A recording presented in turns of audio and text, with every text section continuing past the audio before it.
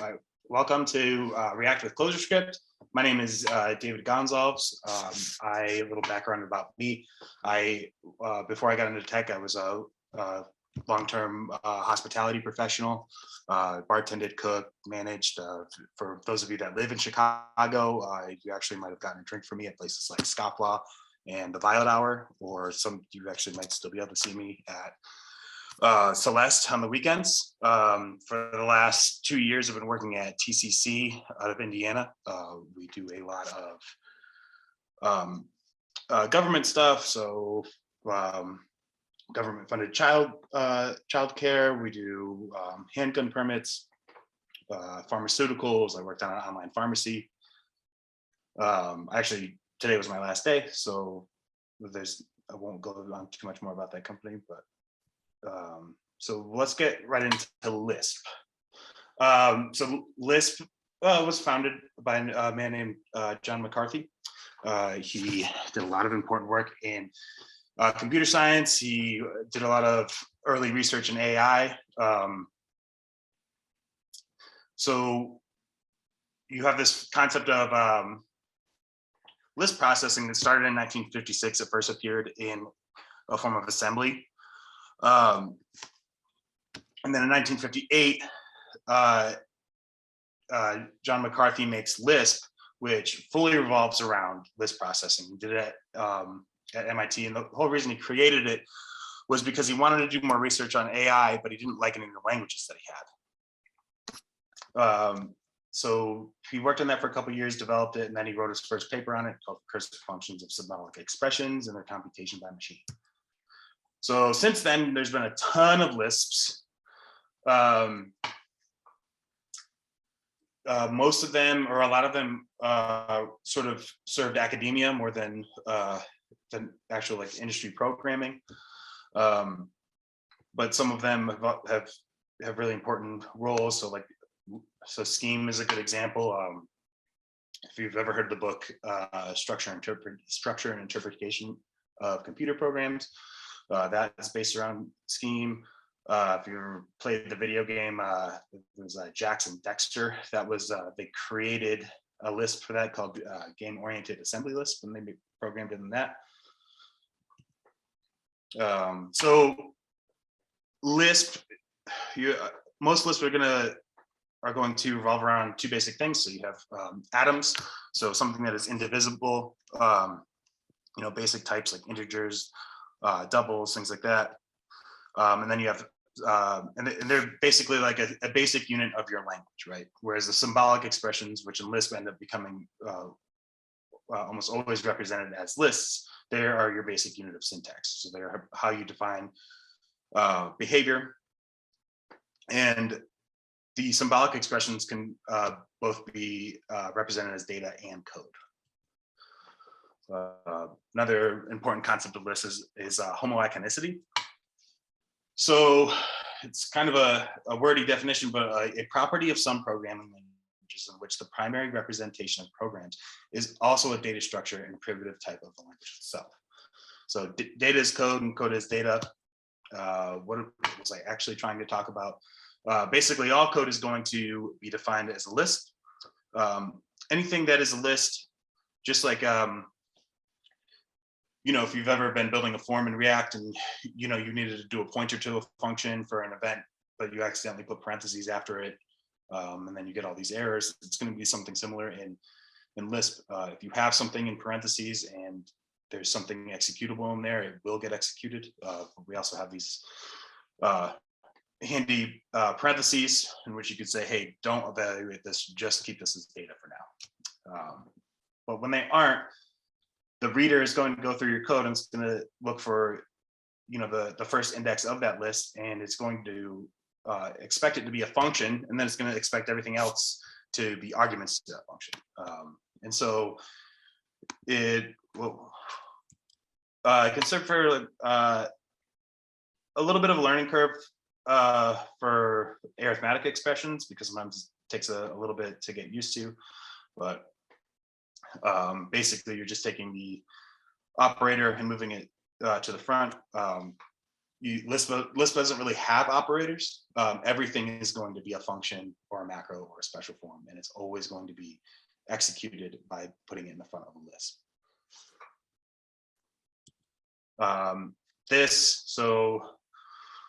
Clojure. This is a picture of Rich Hickey. It's his least flattering picture on the internet, but it's definitely, to me, it's most important because, and as we'll see, Clojure handles state a lot differently, mainly with its immutable data structures. And I think that that will be one of the biggest things that you can take away, or I hope that this is one of the biggest things that you can take away from this talk. So Clojure was designed by Rich Hickey. They started, I think, in 2006, but they didn't release it to the public until 2008. Clojure is not, unlike a lot of other Lisp, it's not a direct descendant of another Lisp. It's actually technically a Java library. So everything that you write is going to get compiled to JVM bytecode, and you can also interoperate with the Java. It's functional. It is, you can do anything that you can do with the JVM. You can use Clojure for, and it also has a little bit more modernized concepts of lists. So most data structures in a lot of the older lists are, and the older Lisps are just lists. And so if you wanted something a little bit more with different rules, you would have to define it yourself. And you would only be able to represent them with parentheses. That's not in every single one, but it's mostly how it works. So when I do live coding, I'll show you that we have maps and we have vectors. And then it primarily revolves around using immutable data structures. ClojureScript was released in 2011. It uses the same syntax as Clojure, but it compiles to JavaScript. All the JavaScript that it compiles to is Google Clojure compliant. Just like with Clojure, you can interoperate with JavaScript. Also has immutable data structures, and you can do things outside of the browser. You can make node servers, and you can make cell phone applications with React Native. Also on the side, I'm working on an Electron application. Basically, the only differences between Clojure and ClojureScript is there's a couple things that you can only really do on the only very work well on the JVM, so they're not available in Clojure. But outside of that, the syntax is identical. All right, now we can get into live coding. Let me just see. Before I got into that, did anybody want to stop and ask me any questions?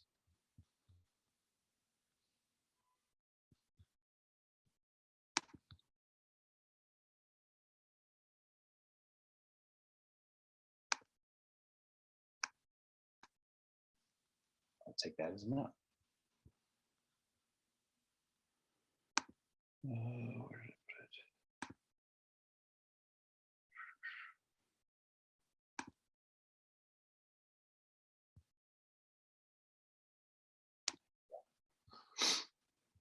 All right, so oh yeah,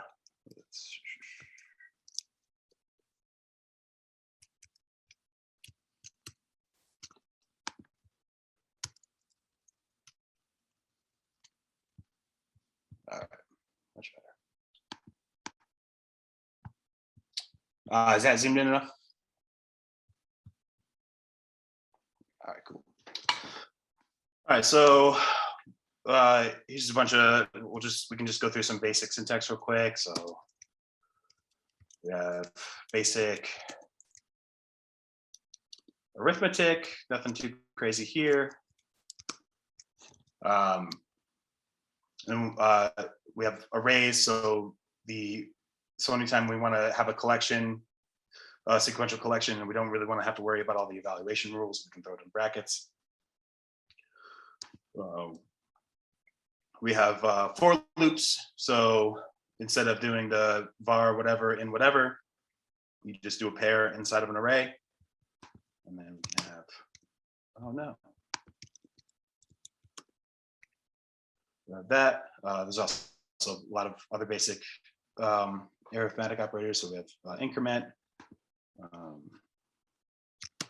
And then we also have map. So map will just take a function and we'll go through everything in the array and put it into a list for us. And we can coerce things into different types. So I can take the same function if I want it in a vector. Same thing with my for loops. Another thing, I'm not going to go through every single piece, every single function. Obviously, I think the ones that I picked out are things that we'll use. So I can have a vector with things in it and it'll throw it in the end.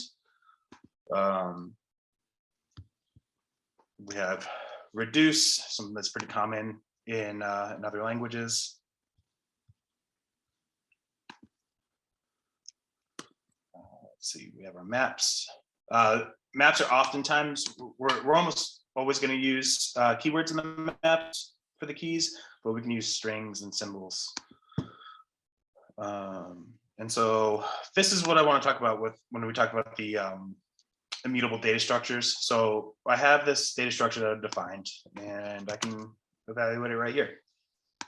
I can look things up by putting the keyword in the beginning of the list. I can also put the keyword at the end of the list. This is a really good example of the homoiconicity. We have our data is code. Our keywords can be code, but they can also be functions. Just like this can be a function, and this can be an argument. We can look up the keys, and you can look up the vowels. One of the big things that we use, especially when we're going to do front-end development, especially while we're managing state, is we can assoc, right? So I did assoc, a map. I wanted it in the D key and the value to be 4, right? But when we go back here, it's just our original map. But the other thing is that this function is now a value. So I can have my second map. And there we go. And I can take away that value. But if we look, it didn't go away permanently. And so this immutability is going to help us avoid a lot of bugs. The other thing that it's going to do is that since our functions are values, that will, anytime we don't want to change it, we can use the function that we change it as the value. And we can have assoc in, so we'll take a list of keys, so we can do some nesting.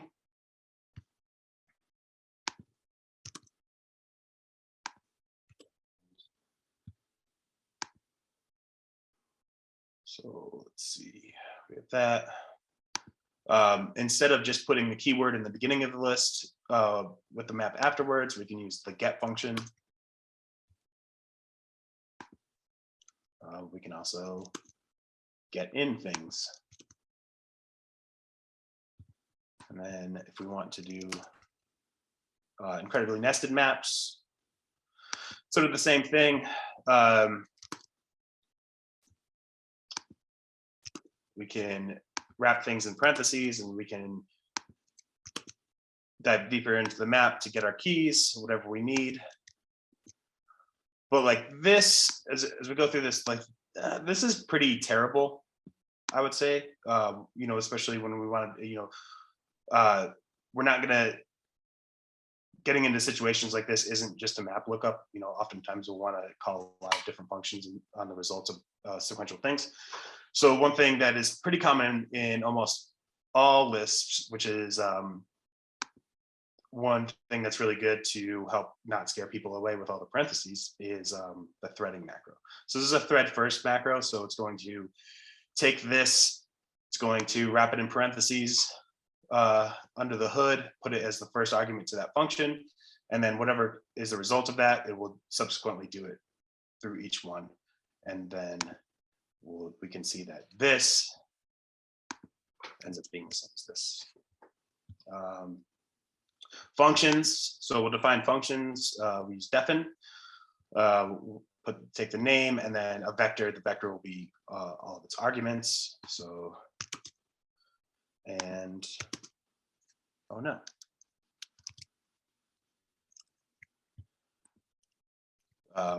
Then we can also use anonymous functions. So if we want to, most of the time when we do anonymous functions, they will remain anonymous. But if we wanted to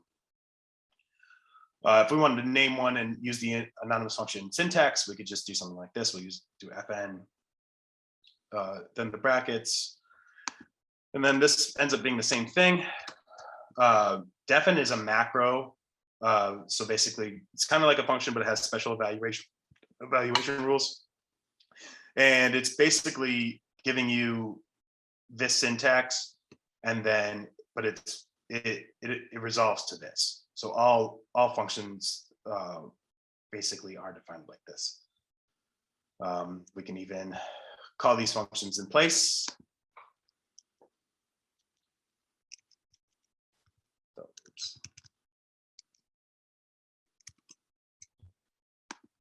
Then we also have another syntax for anonymous functions. So we'll use this hashtag, and it resolves to the same thing.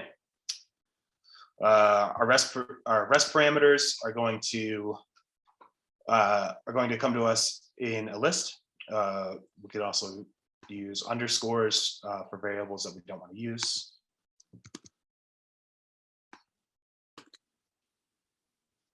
And you can see that it just took everything and it gave it to me in the list.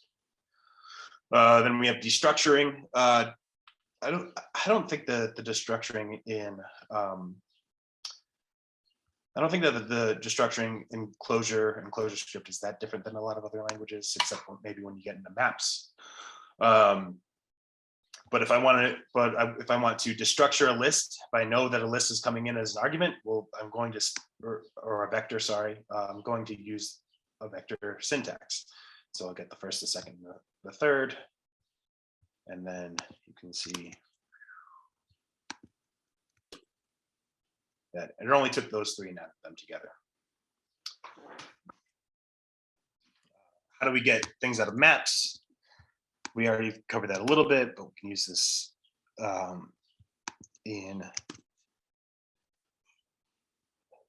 as an example. So we took the A key and the B key, we added them together, got 8.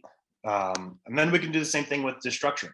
So I know that this is going to, that I'm going to get a map. And so when I want to destructure it, the first thing I'm going to do is throw in curly braces because it's the syntax of a map. And so now I can put this keys keyword, and then I can put any key inside this vector without the colon, and I will just get that value without having to do any lookup function, right? So I know that I'm going to get a map, and there's an A key and there's a B key. I want those values, and I can just put them in like this.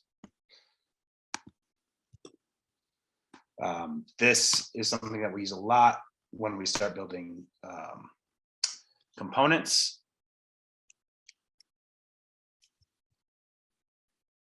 So then we can look at let bindings. So if we want to scope some variables, we'll just do pairs. So the first thing, the first of the pair will be the variable, and then the second thing in the pair will be the value. So we're going to take in something, we'll assign it to A, and then we'll increment it and assign it to B. So I have 3. Destructured bindings.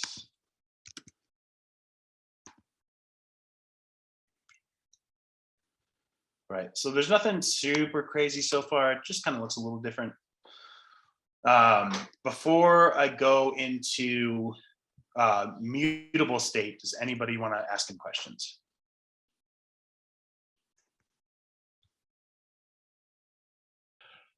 So the first element of a list is check to see if it's a function. Correct.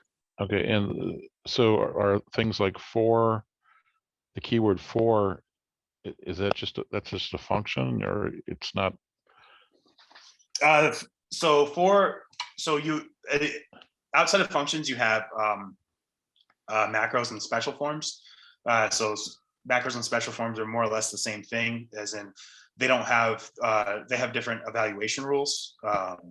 Special forms are built into the language, whereas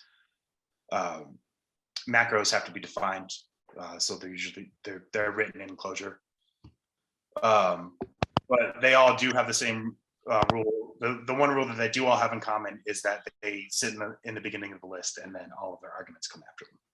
So the for keyword is a macro. It's I believe it's a special form and not a macro. a special form. So would that be the same for like other flow control constructs like while and if then?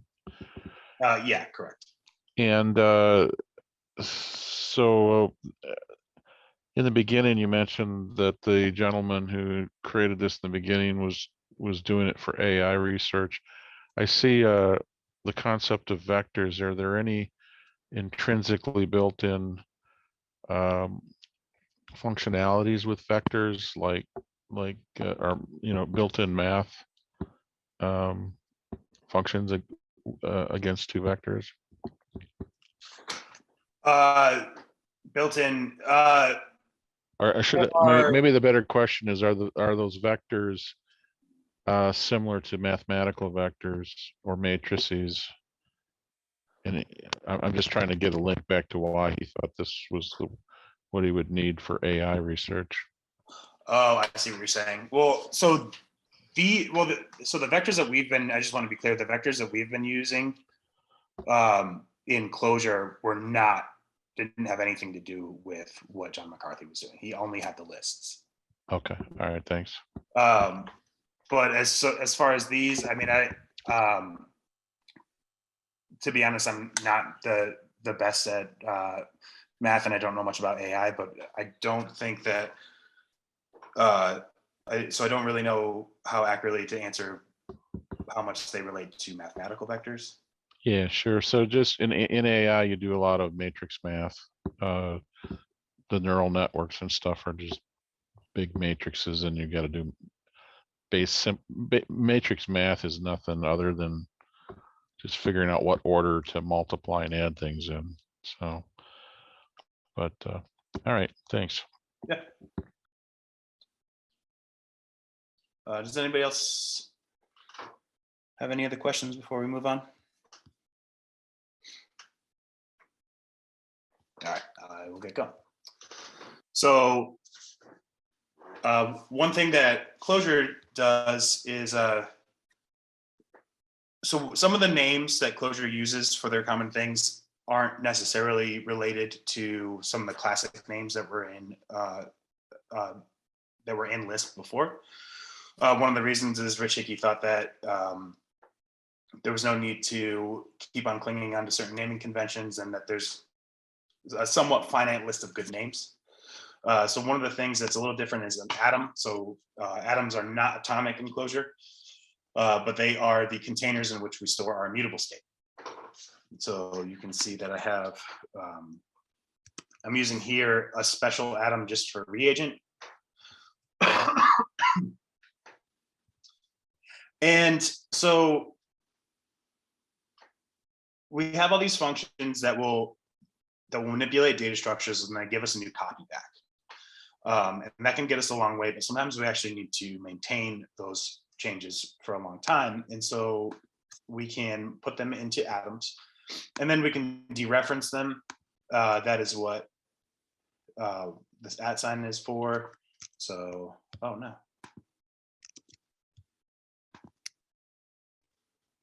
Getting an error.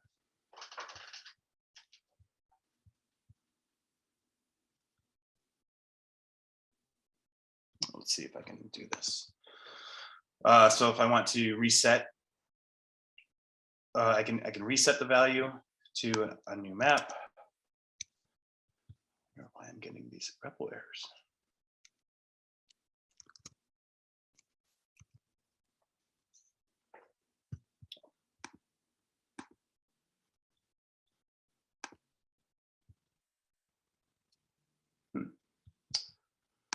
That's a shame. Doesn't really seem to want to behave with me right now, but let's see what we can do when we get into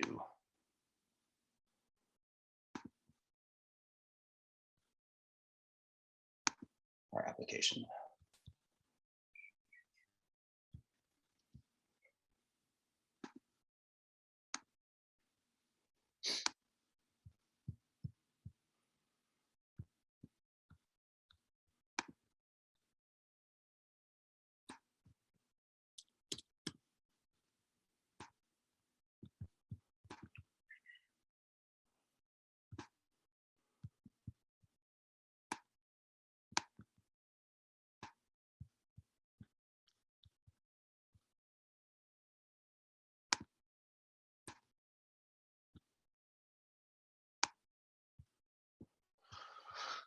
All right, so let's look at this little demo page.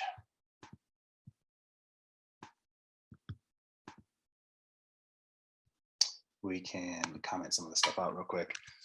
So I have this little page, and we'll go through and just make some components together.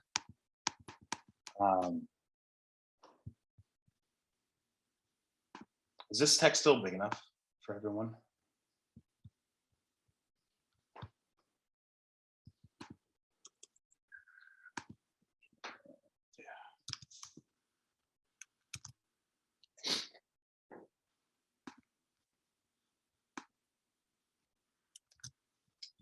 Oh no, coming in a little bit.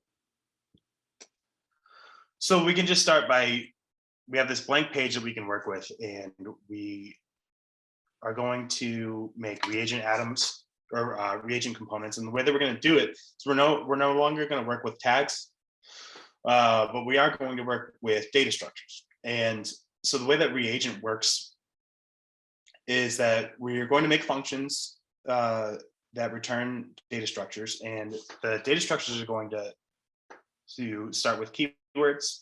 All the keywords are going to correlate to all the tags that you would use. And then instead of having attributes inside of a tag, you have attributes inside of a map. And then we can also add classes to that component by using the .class notation. You can even add IDs with the # if you wanted. So let's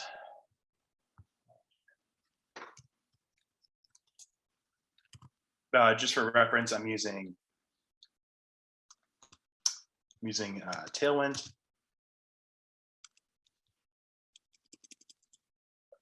For my CSS. So we have basic stuff. So we have a div inside of a div.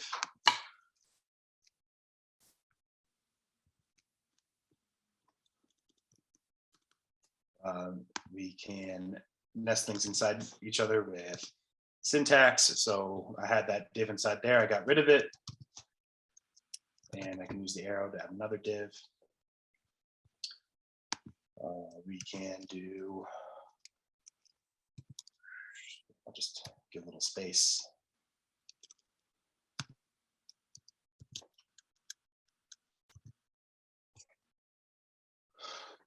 And so then let's try and go through something maybe a little bit more complicated. I have this comment block below, which is honestly, I think one of the most important things I talk about this, because you know, if you go back and you looked at what I was doing in that original demo page, I was evaluating all those expressions, but I was evaluating them against their runtime.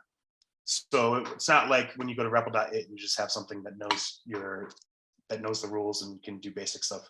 I'm actually running actual parts of this program, and it's the same thing in that you would do when you're making a Clojure program. So we have these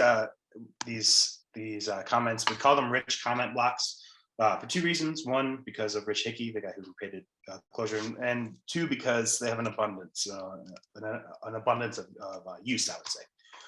So let's try maybe doing a drop down, right? So I have, you're sitting down, you haven't really messed with much Clojure, you kind of know the basic syntax rules, and you want to write a function that's going to return a data structure. The other thing that we know, that we might already know, is that any sort of function that creates a data structure is going to be evaluated first. So maybe before I even start doing anything in here, I can be like, okay, well, what kind of data structure would I want to do to make a dropdown, right? So I know that I'm going to need an option, but I definitely don't want to hard code all the menu items. So I can maybe wrap it. I know that I'm going to want to evaluate something, and I'm going to want to put it in here, right? So I can say into, maybe I'll even define another list. So we'll go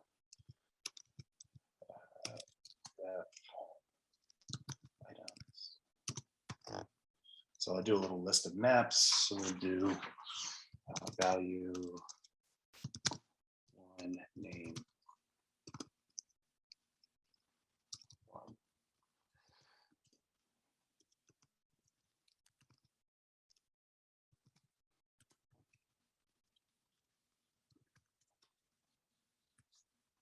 Right, and so I can evaluate this inside here. And so then, all right, so I want to do something with this, and I want to put it into there. So I'm going to stay inside this, and we'll do map.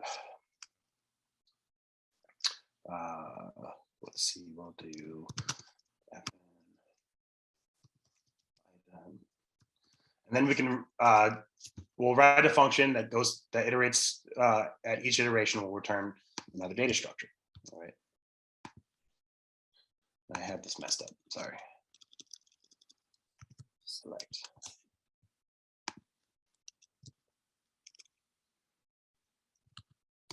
And so, as I was saying before, anything that any sort of attributes are going to go into a map, and then anything that would just go in between the tags are just going to come after the map. Right. So we can do value, and then as we recall, one of the ways that we can look up the value is I know that there's value keys in each of these, so we'll just do value. And then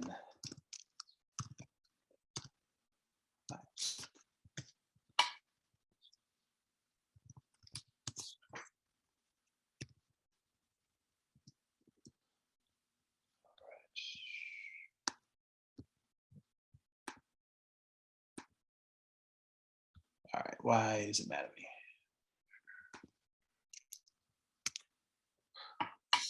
Okay, so now I have the select. We're going to do options, value, the value, and the name is the name. And so if I want to see if this is going to work properly, you can see, look, I have select options, value one. Why am I getting a now? Oh, that's why.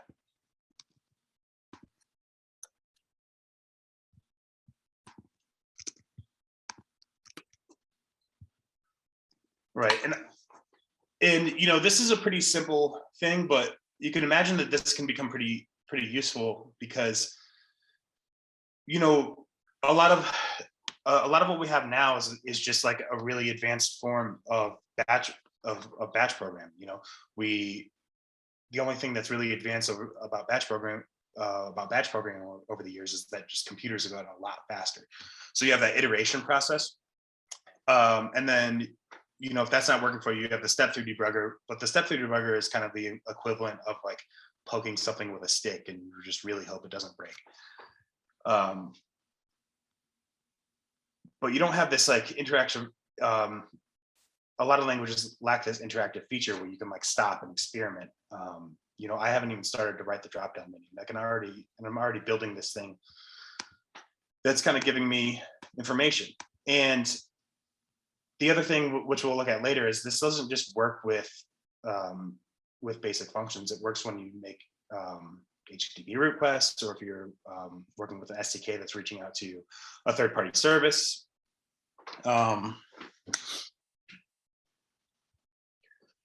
So now that I've done my experimentation in this comment block, I can start bringing stuff. I can start bringing these out here, right? So I'll just copy this.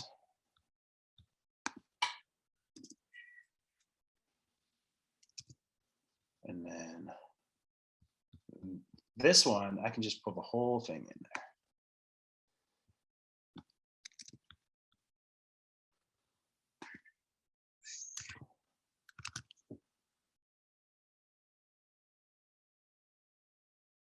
Right, so now this function got called.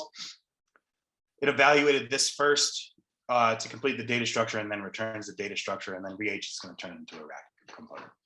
And it's not the craziest. It's not the craziest component in the world, but the point that I was trying to make is I wanted to take something simple and show the iteration process about how you get there. Right, we can.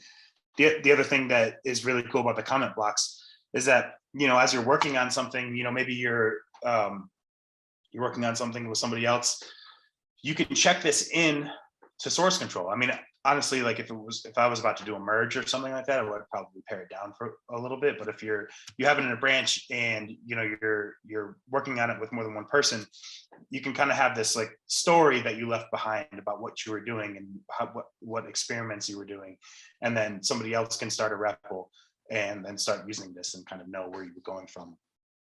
Or if you're working on something for a long time and then you had to stop and then you go back to it, you can kind of have the story that you left behind for yourself.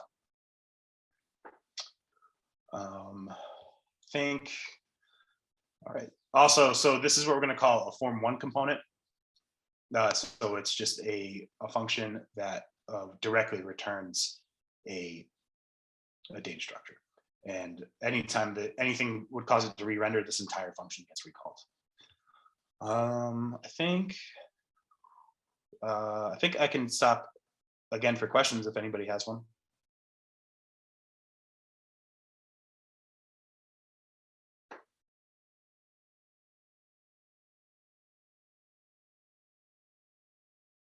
All right. I can keep on going then. So then let's bring some state into things. So we'll do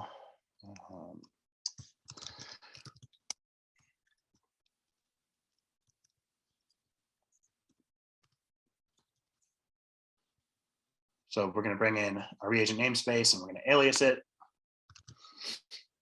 And then going to wrap this whole thing in a let. So we're going to say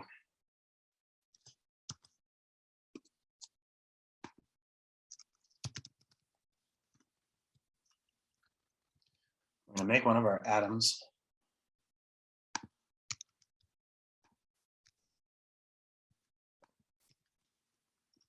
we're just going to start it as an empty map.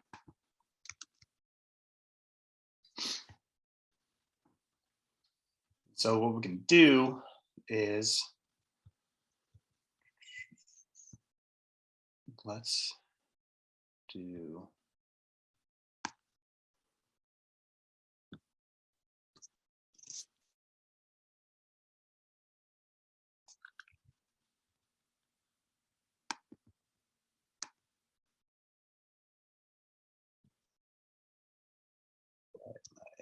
here we go.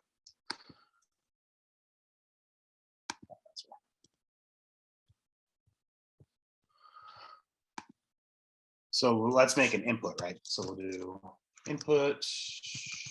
Actually, we can start. So we'll start with name.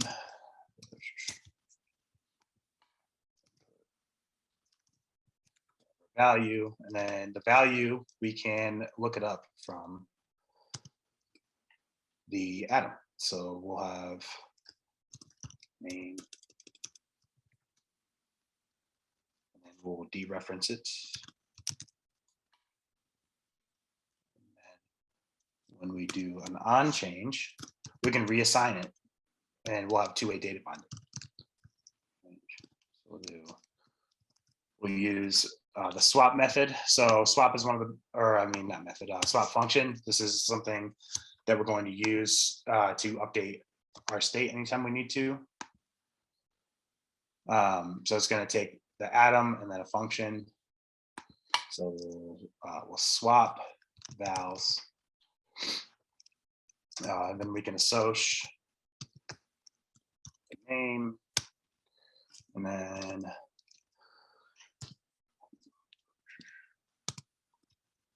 I can show you. We're gonna go back to that thread macro.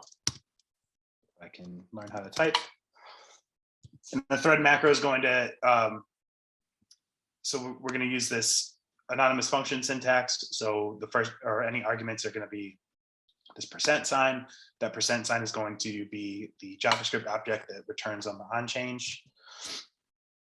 And then when we look up things that are JavaScript, things that we haven't turned back into ClojureScript yet, we're going to, if it's an attribute, we'll do dot and then the hyphen. If it was a method, we would just do the dot. So then we'll do.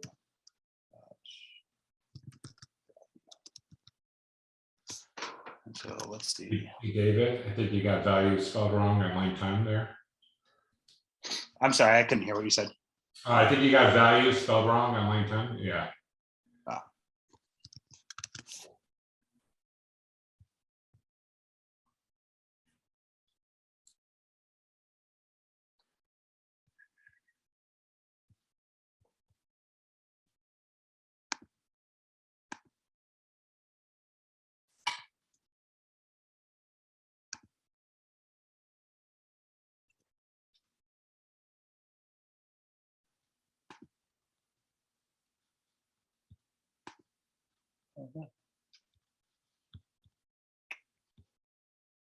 Where did my here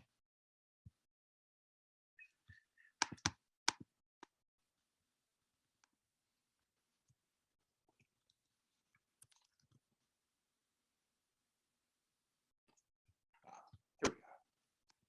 And so this is gonna I actually did this improperly on purpose because I wanted to show you the difference between form 1s and form 2s. So we have this, and we notice I'm typing and nothing is happening. Part of the problem is that anytime something's going to change in any component, it's going to call the whole thing. And so what's happening is I changed it, it's calling this whole thing, and then it's redefining this atom again. So what we need to do is we need to do a form 2 component. Oh no.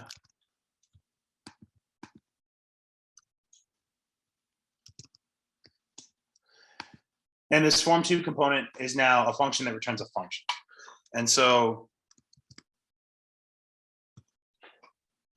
now on the initial render, it's going to call this, but then on every re-render, it's going to call this. So now this is no longer going to get redefined.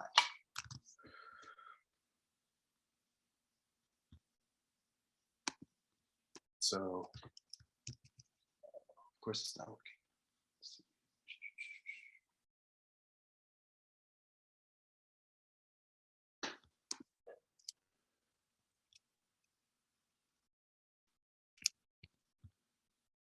Let's see if I can.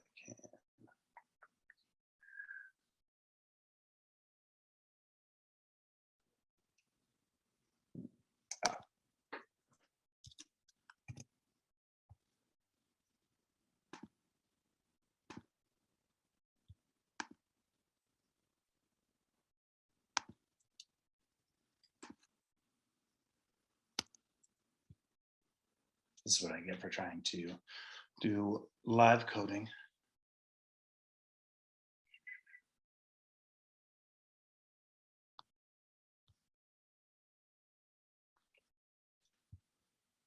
I see.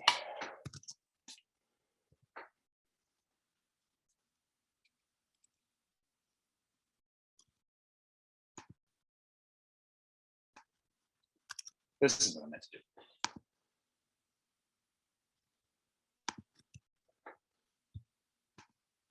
So now I have a two-way binding, and one thing that we can do to tell that, to one, demonstrate how we can go through and tinker with things, but also demonstrate that we have proper two-way binding, is now I can go back into my comment blocks and do actually I can't do that. Do this.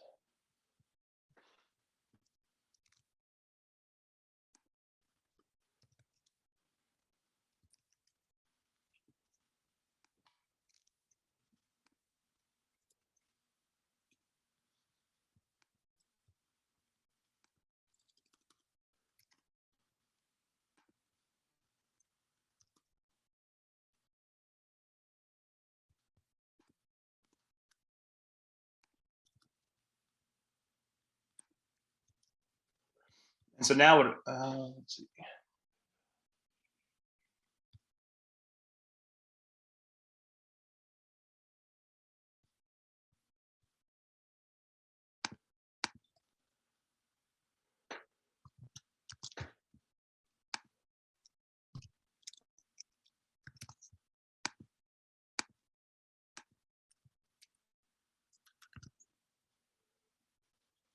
So now what I can do is I can use these swap functions, and I can go into, I'll do swap values. So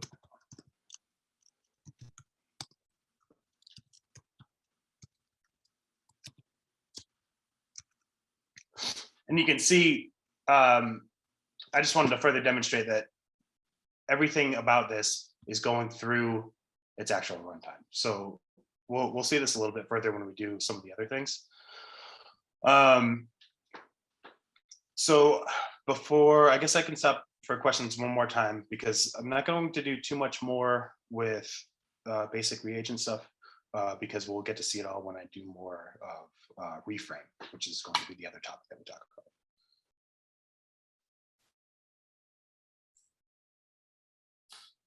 No questions in the chat.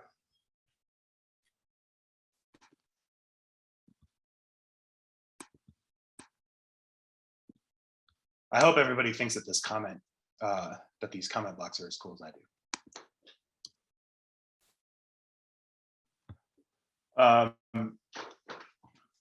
Right. So yeah. So the next thing that we're going to talk about is Reframe. So Reframe is a lot like Redux. I can show you a little bit. Basically, what we're going to do is we're going to keep all of our state in one place, right? And not everybody that does reagent applications uses this, but I do think that if you're going to work on an application that is either definitely going to be large and complicated, or runs the risk of turning from something simple to large and complicated, that you should definitely consider using Reagent from the start, or sorry, Reframe from the start. I don't think that there's a lot of drawbacks, except for the fact that you have to learn how it works, to using Reframe for a small app. But basically, what we're going to do with the Reframe app is we're going to say, hey, all state, we're just going to put it into one big object, right? And we'll have events and event handlers that mutate that state, and then we'll have listeners that listen to that state. And then anytime the listeners notice a change, they'll cause their components to be re-rendered. And you can see I have a little bit of state already from the routing library that I'm using, which we can talk about later. But we can go into our login page, right? And so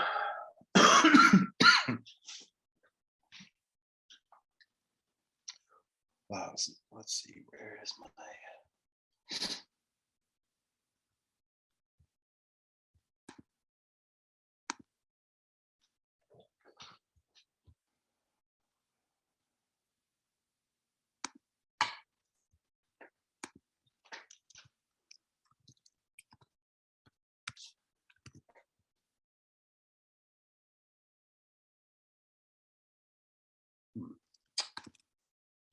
right, I'm going to just give me 1 second. I need to restart my Tailwind server. It doesn't seem to want to be working today. So let's talk about some things that I've done with these components that now we're going to, I'm going to, oh, there we go.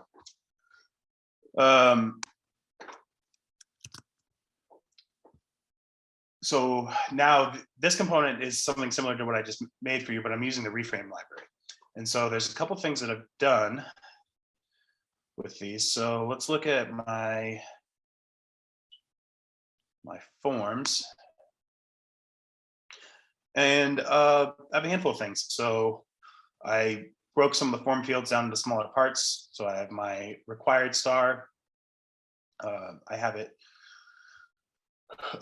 becoming invisible. I like to do this sometimes, that way when it's not required, all of the text aligns up. You could easily just put it on the other side if you so choose. The form label, an error message. We can see I'm using my into again. So I have a div with a red border, a very faint red background.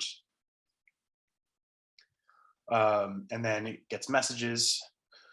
And when the message is empty, it gets a class of invisible. And when it's not, you get a bunch of p tags with all the messages that are there. Then I have my text input, and well, I'll just make this a little bit bigger for now. So I have my input, and then I have this big map with all the props. And so I have the type, ID, placeholder, on focus, blur, change, value, and then they're all coming in on a map. And the other thing that I'm doing is I have this reframe event, right? I'm dispatching the event, and this is going to happen every single time that any text input gets initialized. So let's go to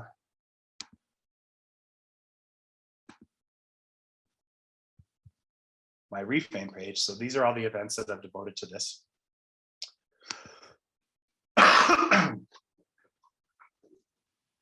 And so let's look at these reframe functions. So I have a register event DB. So the reg event DB is saying, hey, I have an event. I'm going to give you a handler, and anytime this event triggers, the handler is only really going to be concerned with changing that global state object, whereas we're going to call it the DB. And so I'll do that, and then I'll define a handler underneath. So it's a new function. It's going to get called with 2 arguments. The first one's going to be the database, and then the second one is going to be called with the vector that I passed into it in the first place. Right, so this whole vector is going to be the second argument.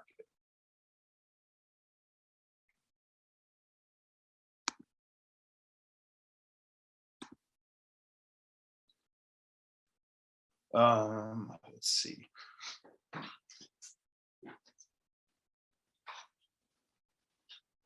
And so basically what it's going to do is going to go into the DB with its path, and then it's going to have a default value. And then I already have this function set up. It's going to say, hey, take a path. And if you just pass the path, we're going to recall this function. So this is a little bit of like method overloading, if you're familiar with that at all. So if I pass it with one argument, it's going to recursively call this version of the function with no. Right, and so we can see that. I can go back to my do a little comment.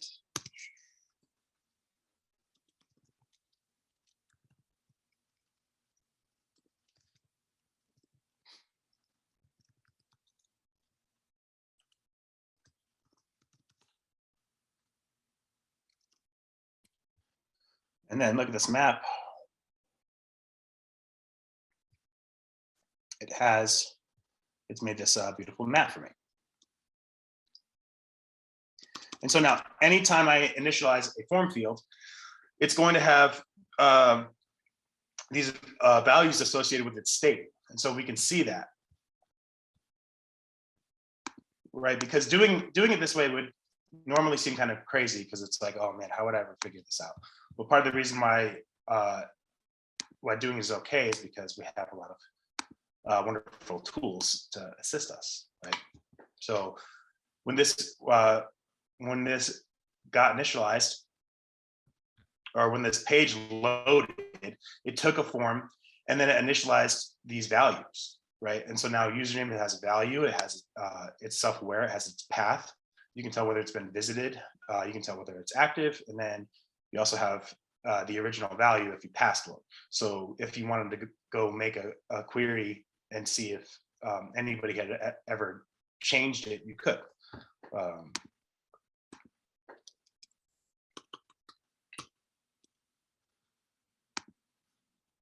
I think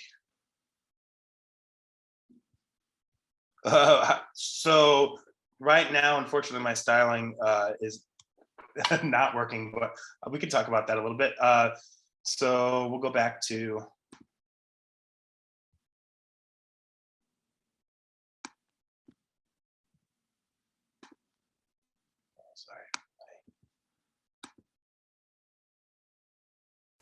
back here. So for styling right now, I'm using Tailwind, so it's all utility classes. And so right now I'm assigning classes to this input, and I'm using the dot notation to do that. And if I wanted to add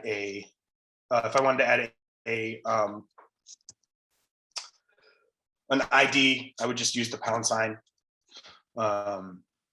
I'm not like I didn't pick Tailwind necessarily because I wanted to advocate for it broadly. I just thought that it would be a cool way to demonstrate how neat and concisely you can add classes to things. You could also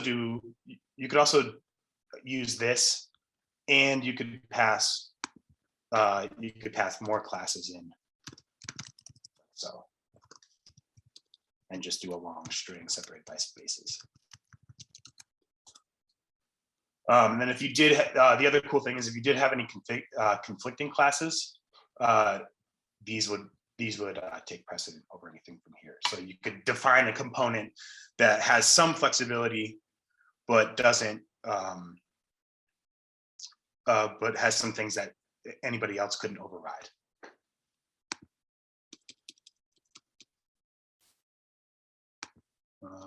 So let's see, that was one question. Does anybody else have any other questions before I move on? All right.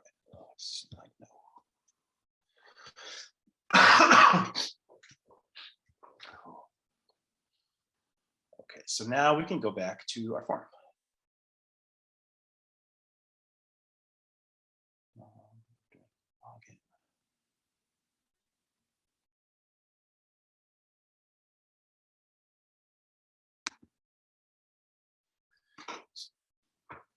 So I have these, right? So I have a div, a single column, it's centered, I have my login, and then I have this form input that I made. So let me go back to,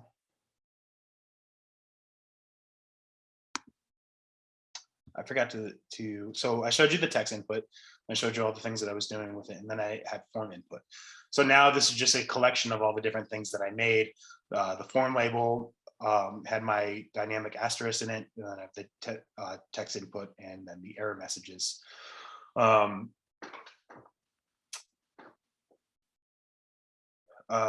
like to do it this way because you know, I feel like to do it to involve as the least amount of coupling as possible is better, because then, you know, I can just, if I wanted to make a drop down input and use the same style, I could just make another one, or a checkbox, I could just throw the checkbox in here. And then this takes in a map similar to this. And then I also have as options. So I can destructure the map, but if there's any time that I want to throw the whole map, oh, thank you, Mark. Have a good one. If I wanted to throw the whole map somewhere, I can use the as keyword. So now we can go in through, let's see.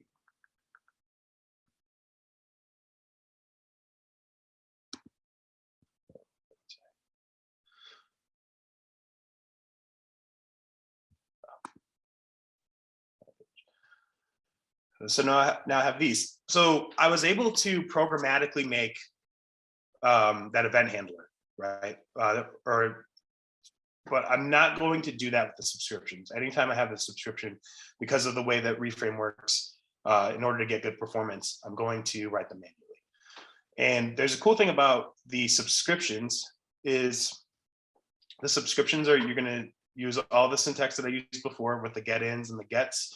It's going to get called with the database. And the other thing, the thing that I like about this is that you can subscribe to subscriptions.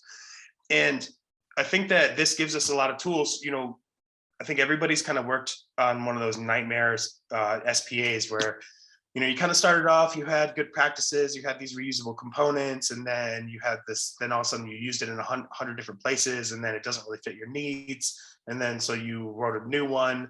And then as soon as that happens, it can start to spiral out of control. And then you intended on having something reusable. And then it just kind of starts into this snowball effect. And the thing that Reagent is going to give us is, because we can have subscriptions and because we can subscribe to subscriptions, is that anytime we have a component that's not going to get the data that we need, because we can subscribe to subscriptions, we can just put add that layer. We can say, okay, the subscription here, it was only subscribing to one thing. We're gonna get rid of it. We're going to write a new one, and it's going to have 3 or 4 different subscriptions into it. And then that can kind of give us a lot more leverage about maintaining this sort of flexibility. So inside here, I've written a bunch of subscriptions, right? And down here, I have my super fancy form, right? So I have a form input, it's labels username, it's placeholder is username, ID is username, it's text type, it's required, and then we have the name, the path. So now, you know, it's self-aware. We have our login path, which I've made up here. So if I was going to make, you know, a huge application with a bunch of different forms, I would use these components the way that I've been using them. But every time I make a new form, I'm going to create this login path. Right, so it's going to take in a path. It might be single, it might be a vector, and it's going to flatten it into a new path for me. And I'll just show you the flatten real quick. So, line path.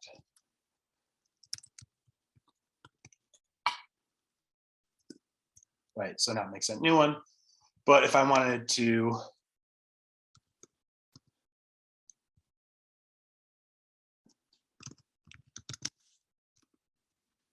do something like that, it'll take in a vector and it will flatten it out into the new vector.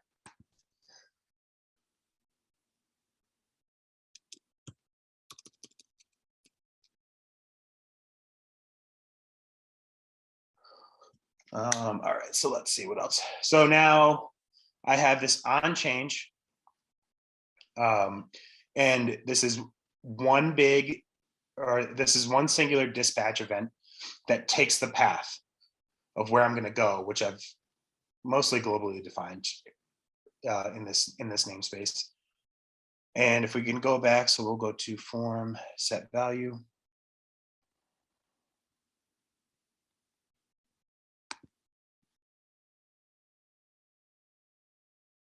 So this event gets called with the path of value.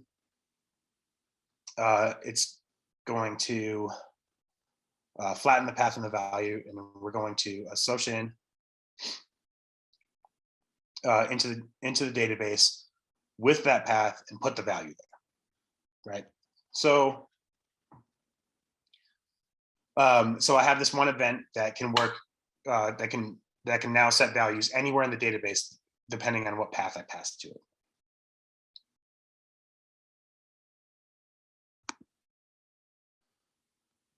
Let's see.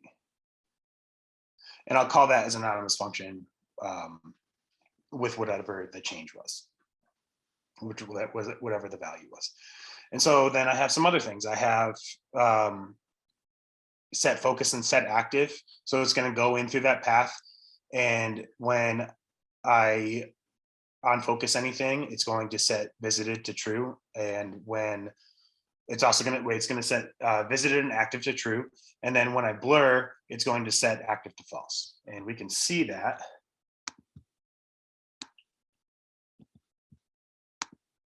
Oh, no.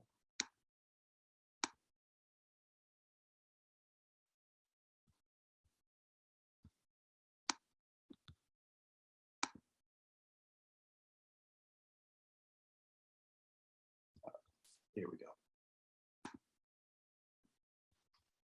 So here, I have login, username.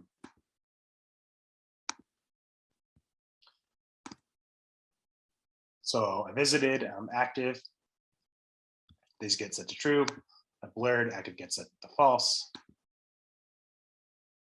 Now, of this, and then this one gets to set to false too. And then, I can change the values. This will never change, and so I can always compare these. And then one reason why I like to use these is because now these warning messages, they go away when you're back in, because it's like, why does this application need to keep yelling at me when I'm actually just trying to fix the problem in the first place? Let's see what else do I have. And so then I wrote subscriptions for all of these. So I have Reframe register subscription. It gets a keyword for a name, and then it also takes a handler. This also gets called with the database as the first argument, and then it gets called with your that vector that you called it with as the second one. And so now I can do have this login path, username, value. So that resolves to, it's going to look in the auth, the login, the username, the value, and then it's going to return that value. And then same thing with username visited. Auth, login, username visited, auth, login, username active. And so then I have these errors, right, which I can make basically infinitely complex. So now I have this little symbol here, and it's going to say, hey, just don't give me the database, just give me a bunch of subscriptions. And then it's going to pass it in a vector in order in which you did these. So I have the subscription to visited, the subscription to active. I've destructured it, and then I'm going to say, hey, is it ready for the warning? Is it visited, and is it not active? And when ready for warning. But I kind of made a mistake on this one because I didn't check on the value, right? So I'll do another one of these for you. So we'll do log in value, right? And so because I put this in the first one, now it's going to be the first thing in my vector, in my destructured vector.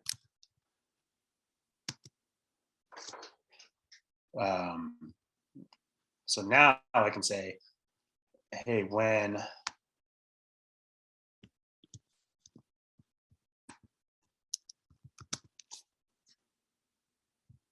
going to say, what do I, what do I want to do? I want to say, hey, it's ready for warning, and then is the value and the values not nil, or the value is nil or an empty string, right? So I'm going to say or nil.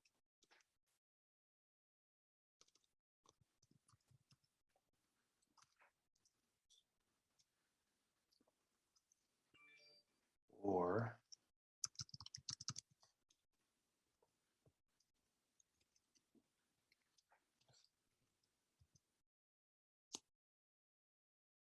and then let's see if this gives me a better.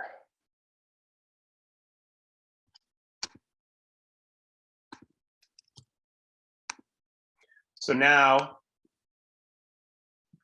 so now this warning doesn't go away when I saw the value anymore.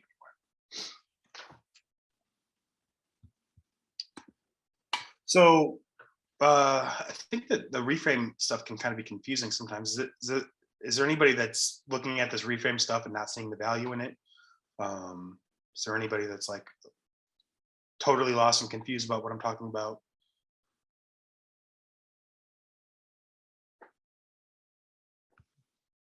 Give somebody a couple more seconds to.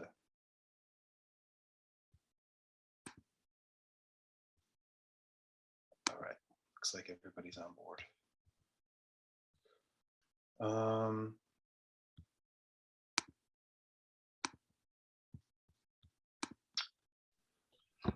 So now, oh, sounds like someone was about to speak.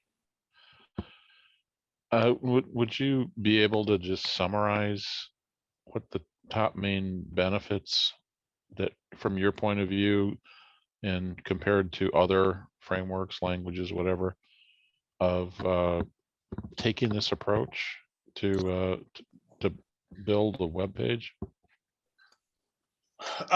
So when you say this framework, are you talking about Reframe or just everything that I'm talking about? The whole package, your ClojureScript, Reframe.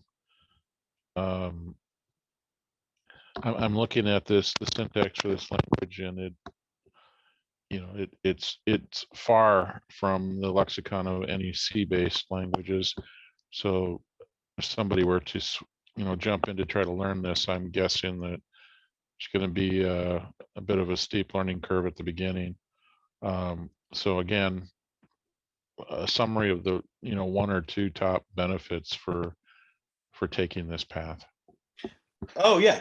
So I think that as far as okay, so the syntax is wildly different, and that can throw people for a loop. But I think that the learning curve to understand the syntax is scarier on paper than it is in practice, because as you've seen, I mean, yeah, some of this stuff, this like reframe specific stuff can be a little confusing at first, but there's almost there's almost no syntax rules, right? It's you put the thing that does things in the beginning of the list, and the things that it's going to do those things with in the remainder of the list. And it can look a little weird at first, but there isn't really a lot of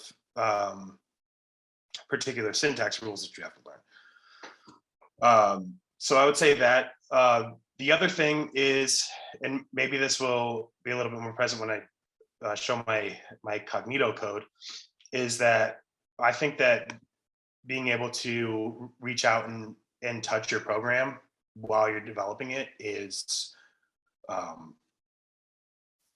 huge difference than other languages in programs. It's like, when I was creating those data structures and things like that, that wasn't just a Reagent thing. Like, that's a Clojure and ClojureScript thing. So if you were going to write a program in the JVM that was kind of complex, you can stop and you can take little bits and pieces of it and you can test it out, and you can get direct feedback from it, right? So I think that this process, I mean, it's not anything new. I'm pretty sure it was very similar to how they did it with the original Lisp, but not a lot of other languages have this, right? And I've definitely been stuck. In my last job, we did all of our servers in C# and all of our clients in Angular, and sometimes you'd have to debug something very complex. all you really had was breakpoint debuggers. And there's a breakpoint debugger in Clojure. There isn't one in ClojureScript, but I don't think that breakpoint debuggers are all that great. I think it's just something that people have normalized because it's mainly their first line of defense towards understanding of the program. Whereas when you have this, you can take bits and pieces of it. You can sort of like go around and explore a namespace. And it doesn't necessarily have to be whatever that function that you have a breakpoint on decided to invoke. I also think that as far as front-end development, I think that being able to have everything represented as data is a lot better, because programmers and programs are good at data. We have tools to manipulate and query them. We can control them, and we can dynamically manipulate them. Where it's kind of hard to do that with React.js. I mean, obviously you can, but it has to be in. You basically have to have everything broken down into smaller functions that only exist as tags, and then you can call those tags dynamically. But does that kind of answer your question? Somewhat. You had mentioned that you're talking about hands-on the code. While you're writing the code, you were getting immediate error feedback. Is that what I was seeing? Is that what you're talking about? No, well, I mean, I was getting a couple errors for a minute, but what I was talking about with the feedback is things like this.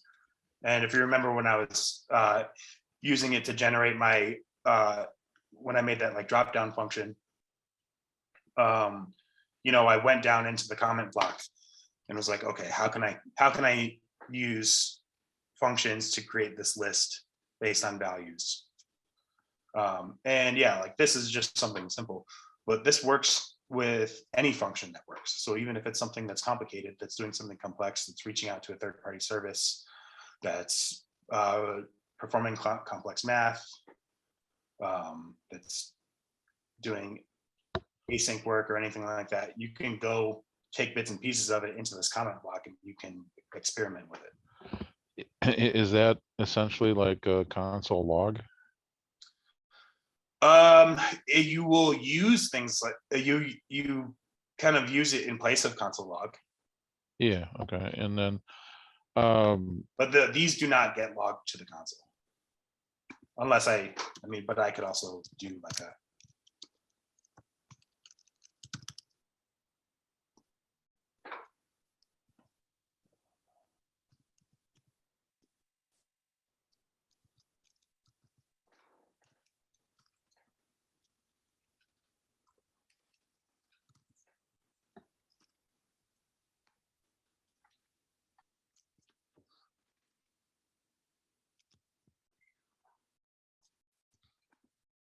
If I so choose, but that's kind of arbitrary. But yeah, no. So to answer your question, it's not like console.log and how it behaves, but yes, it's like console.log and how you use it. Okay, great. And you still will use console.log, right? You'll use it, but you won't use it as much, because by the time you get to a point where you're like, oh man, I really need to just run this and see what's happening and throw some .logs in, you've already eliminated some of the need for that because you were examining whatever function you were creating grow as you did it. So is that comment block kind of functioning as a repr, like a interactive place where you can just interactively put code in and see what happens? Yeah, and there is also the REPL. Okay. So here, you can do everything that I just did. And you can see, like, if you look through this history, right? everything that I've been evaluating inside the files is getting sent here, right? It's not like a different thing. It's just my IDE is allowing me to just do it directly from the file, just as a convenience thing. So all the evaluation I've been doing, it has been a read-eval-print loop. Okay, thanks. Yeah, no worries. Does anybody else have any questions?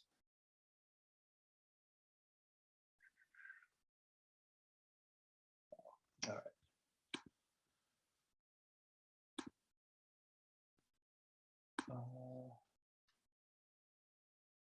Let's go.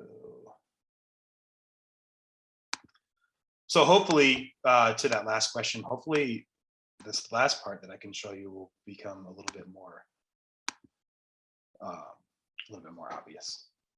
So I have my comment block. So I have a small, or I have a Cognito user pool that I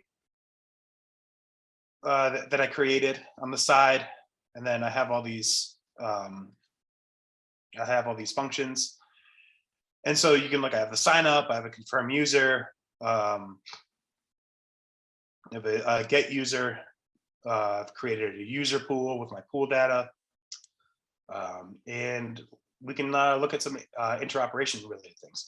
So I don't know if anybody's ever worked with the Cognito JavaScript library, but you do have a bunch of classes that you need to instantiate. So I created a new Cognito user pool with my new function, and then I have all of these.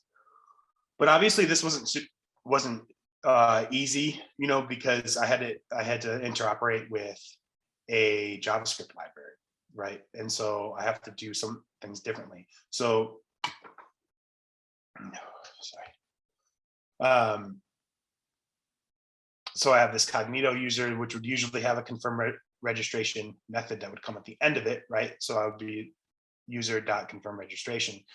But because I'm going to try and stay idiomatic with my Lisp syntax, I can actually put this method before the object, and then its arguments after that, right? And so how did I get here, right? Well, I experimented, right?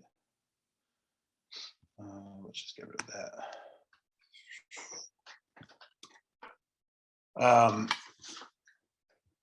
And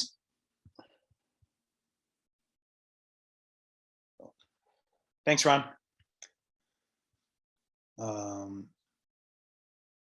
So let's see, how did I get here? So we can try a sign up first, right? So we have the sign up, the user pool. And let's see if I still have it. But basically, when I created this function, I started down here, right? And let's see, we have the user pool.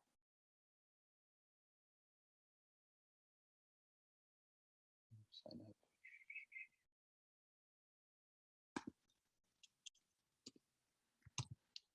And the thing that I really like about all this stuff is, let's say user pool. I already have a user pool up here, so I don't have to redefine that.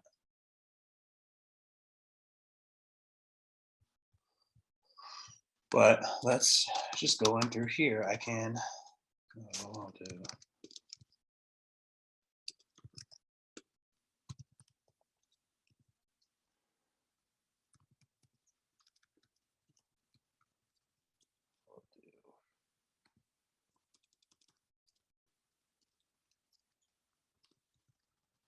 do something really secure. I'm not super concerned about this because it's only on localhost, and I'm going to delete this afterwards.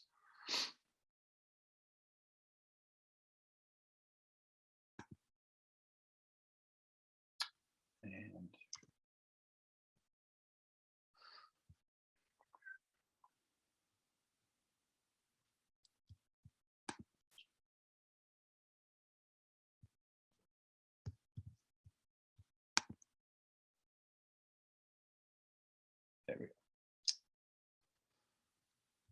Where did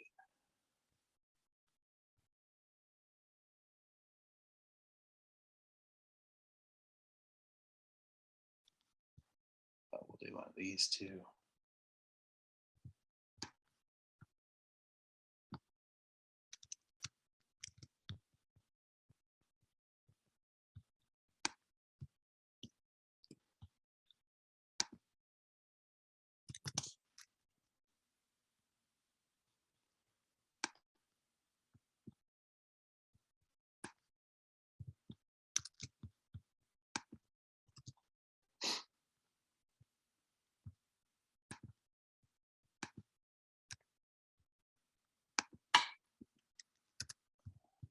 And so let's see if I can get this to.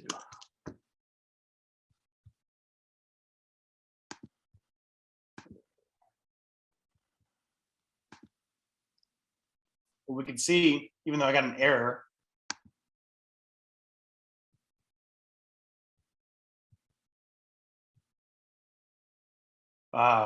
it still made that call, right? And so now I can look at this and I can keep on iterating.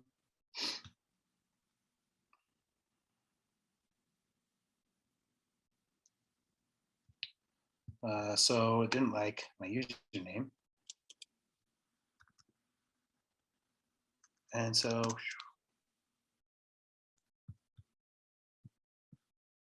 let's see what this one is.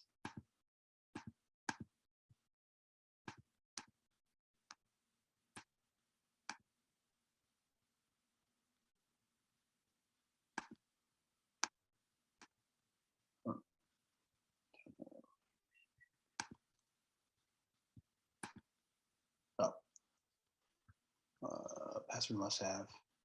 So yeah, I got another error, but this feedback's pretty quick, right? Password must have an uppercase character.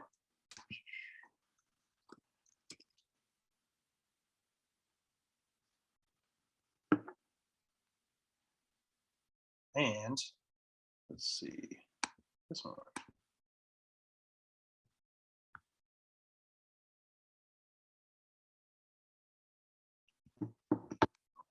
Well, I'm not going to be able to get that.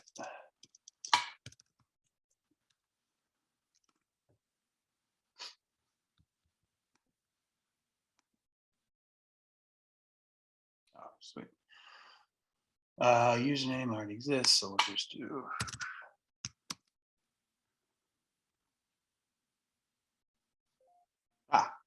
And you can see that I'll show you that I got the email, right? And I did all of this without writing something, filling out the form, seeing if it worked. I did have to do a little bit of iteration, or a little bit of iteration. It wasn't without a batch, but anything that I want to do, I can test out within my IDE, and it will do anything. So, and yeah, a basic authorization flow isn't that big of a deal, right? It wasn't like I did something that was super crazy, but I could, right? And all through the while, I could stop, evaluate something, see how it works, get that feedback, start over, and then I can build. I don't have to like build first and then evaluate. I can evaluate, see, explore how things work, and then build up. And I built all of these functions. Looks like we don't have too much more time. But when I did this, I built all of these through here by stopping, iterating, sending things to the REPL, seeing how it worked. And I think it's also pretty cool. Like one of the things that made me fall in love with with ClojureScript was doing stuff like that. I evaluated a function and I got an email sent to my phone. And I know that's like a little thing, but it was something that kind of got me hooked. So fortunately, time kind of flew by. I don't, so we only have 15 more minutes. I think maybe it might just be best to leave the last 15 minutes up for discussion. You can ask me questions. You can ask me to show you something. We can send anything you want to the REPL if you wanted.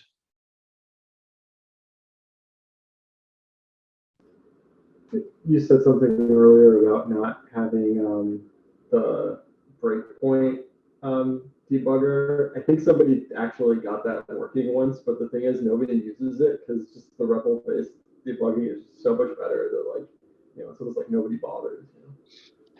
Oh, you're saying that there's a ClojureScript breakpoint now? Yeah, so what you do is you can get it through, you can do source maps and then just use like the one that's built into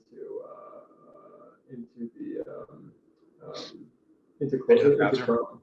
Yeah. Oh, okay. Yeah, and like it works, but nobody does it because like it's just way easier to just use your editor, right? Like, because otherwise you're stuck in your browser and it's not where you'd be writing code anyway. Yeah. Yeah, I mean, I can't remember the last time I even used a debugger when writing Clojure.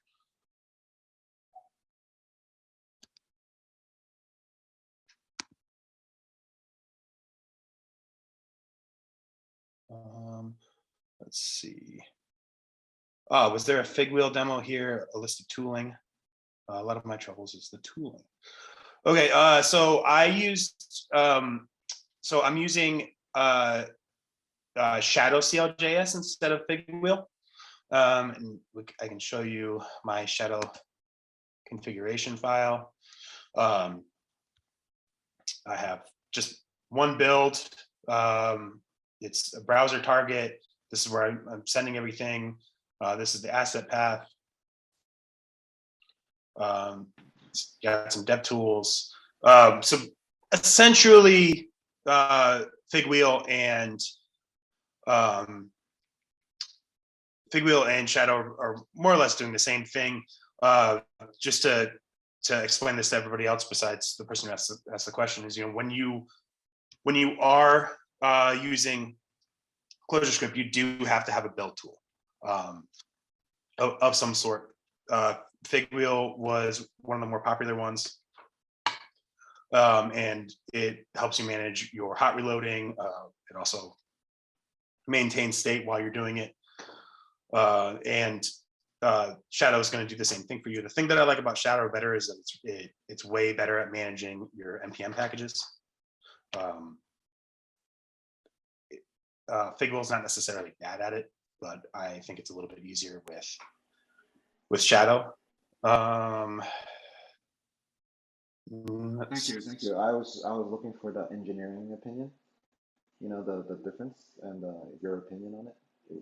It's helpful for me. Could you say that a little bit louder? I had a really hard time hearing you. Oh, sorry. Can you hear me now? No. Hold on. I'm going to. No, it's me. It's this. AirPods are really bad. In case you guys know, AirPods microphone is really bad, but the earphone is really good. So yeah, my question is the engineering aspects. For every single tooling, there's like, if there's a name garden and there's like a competitor. If there's fig wheel, there's another competitor. And choosing between the kind of the right path has always been like very, very, very bad for when I was a beginner. And when I'm now, which is a beginner with 3 steps ahead, still beginner. Does that make sense? Yeah, I mean, to be honest,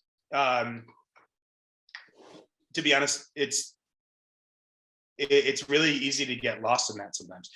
You know, one thing that ClojureScript in general are going to do, you know, we don't have large frameworks.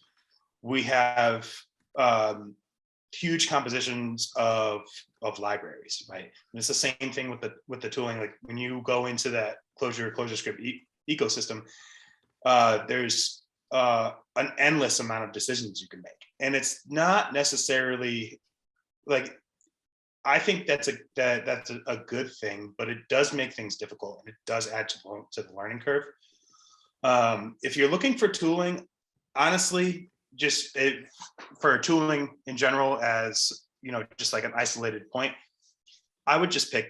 I don't see you stopping one day and then waking up and be like, oh man, I've been using fig wheel for a year and I wish I had spent all that time using Shadow. I think just kind of experiment with one. I've done both. I never really thought that investing energy in one over the other was a waste of my time. I definitely prefer Shadow, especially, you know, like I was saying, you can use ClojureScript outside of the browser. If you're going to do Electron or React Native, I think it's easier to use Shadow. But yeah, no, the huge selection of options can make things difficult, especially if you're sort of feeling any sort of feeling of FOMO. I would definitely, you know, if you're trying to get into ClojureScript and you're not sure what to pick out, I would look up all the different templates. I would get on the Clojurian Slack and ask questions. But typically the most popular ones are popular for a reason. Does that kind of answer your question? Yeah, it's basically scrounge around, find your path. Everyone has their path, you know. But I would definitely say, like, you know, I mean, I'm not here to be a vacuum cleaner salesman. You know, if I would say that the huge trying to find your path and having all this massive selection of different things, and then, you know, to build a project, you have to like compose this huge stack that you roll your own. Like, that might actually be a reason to not use Clojure for a project. I'm not categorically saying not to, but you know what, nothing is 100% good and 0% evil. True. But you know, once you get used to it, I prefer the small library approach. It's definitely not easy to get used to. It definitely adds time to that required to get fluent in making ClojureScript applications. It's definitely more things to learn, but I find myself not getting stuck and painting myself into a corner as much. And also, since it's a small composition of little libraries, if I wanted to drop a library for something, it's not like I'm dropping this huge component of my application. It's just a smaller thing. So it'll be easier for me to remove it later and replace it with something. Cool.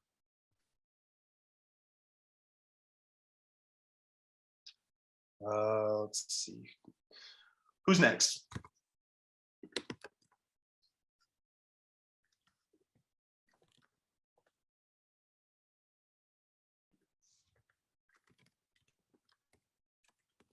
I hear some typing. I'm typing.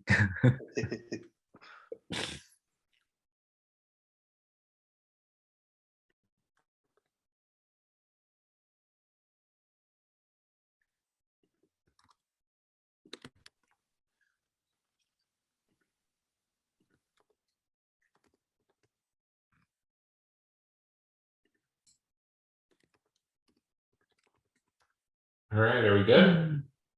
Someone is still typing a question. Okay, cool. I'm not typing. Who's typing? Oh, sorry. I thought someone said I'm typing a question. Oh, I'm typing, but not typing a question. I'm just typing. Oh. Okay. Can you go on mute then? Thanks. Okay, sorry. Cool. All right.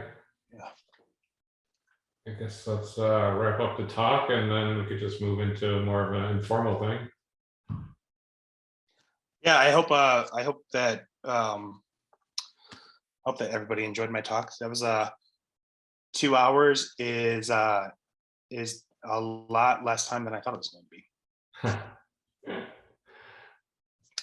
Cool, thank you.